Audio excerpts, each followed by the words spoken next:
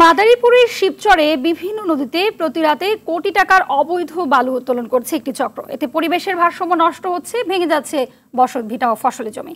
এদিকে বালু উত্তোলনে রেজিস্ট্রেশনবিহীন ড্রাম ট্রাক ব্যবহার করে নেওয়া হয় বিভিন্ন এলাকায়, যেখানে লাইসেন্সবিহীন অপ্রাপ্ত বয়সের চালকই বেশি। ফলে প্রতিনিয়তই ঘটছে ছোট বড় দুর্ঘটনা। শিবচর থেকে খলিল মিয়ার পাঠানোর প্রতিবেদন জানাচ্ছেন সৈয়দা সামিয়া তামান্না। শাইনি চুলে এখন হবে সব হেয়ারস্টাইল। সিল্কোর দ্বিগুণ শাইনি চুল প্রতিদিন।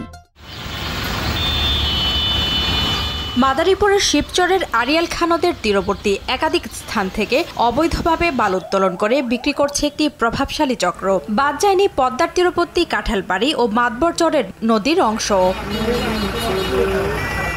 শুধু বালু উত্তোলনই নয়, এসব বালু রেজিস্ট্রেশনবিহীন ড্রাম ট্রাক ও অবৈধ মাহেন্দ্র গাড়ি ব্যবহার করে নেওয়া হয় বিভিন্ন এলাকায়, যেখানে লাইসেন্সবিহীন অপ্রাপ্ত বয়সের চালকই বেশি। ফলে প্রতিনিয়তই ঘটছে ছোট বড় দুর্ঘটনা।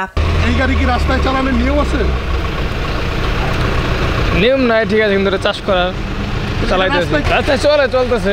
লাইসেন্স না, আমরা তো লাইসেন্স বানাবো না, তো বানাবো না আইডি কার্ড হয় না, তো এই কারণে বানাইতে পারতেছি না। তোমার কি ড্রাইভিং লাইসেন্স আছে? জি না, আমার উস্তাদে খাইতে গেছে, আমার কাছে টিপটা নিয়ে। দিনরাত 24 ঘন্টায় ট্রাকের উচ্চ শব্দে বালু পরিবহনে ভোগান্তিতে রয়েছেন স্থানীয়রা। উন্মুক্ত ট্রাকে বালু পরিবহনে নষ্ট হচ্ছে পরিবেশ। যে ক্ষতিগুলো করতেছে, একটা মানুষের দিকে থাকতে পারতে না, সবার শ্বাসকষ্ট সমস্যা হইতেছে, ধুলাবালি করতেছে, প্রতিদিন এখানে পানি দিয়ে বলি ওরা কেউ না। গাড়ি চললে রাত্রে ঘুমাইতে পারি না, মাটি হুদ্দা কাঁপে, সারা রাত্রির মধ্যে ঘুমাইতে পারি না। অবৈধভাবে বালু উত্তোলন ও অবৈধ যান চলাচল বন্ধে অভিযানের পাশাপাশি ব্যবস্থা নেওয়ার আশ্বাস দেন প্রশাসনের এই কর্মকর্তা। শিবচরে এই ডাম্প ট্রাক এবং অবৈধ যানবাহন চলার প্রবণতাটা ইদানিং একটু বেশি অভিযোগ আমাদের কাছে এসছে।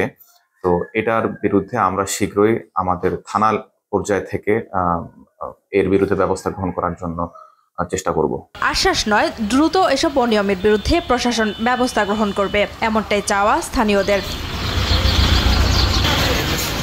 সৈয়দা সামিয়া তামান্না, RTV।